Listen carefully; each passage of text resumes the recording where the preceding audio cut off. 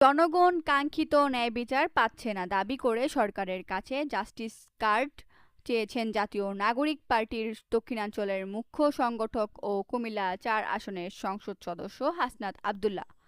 তিনি বলেন, দেশে ফ্যামিলি কার্ড কিংবা কৃষক কার্ড সহ বিভিন্ন ধরনের সুবিধা দেওয়া হলেও মানুষ এখনো ন্যায় বিচার থেকে বঞ্চিত।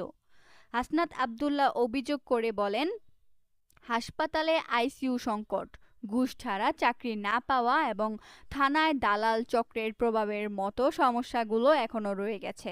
এর ফলে সাধারণ মানুষ তাদের প্রাপ্য সেবা ও অধিকার থেকে প্রতিনিয়ত বঞ্চিত হচ্ছে। দেশে এখনো বিচারহীনতা ও দুর্নীতির পরিবেশ বিদ্যমান দাবি করে তিনি আরো বলেন, মানুষের স্বাধীনভাবে মত প্রকাশের সুযোগ সংকুচিত হয়ে পড়েছে।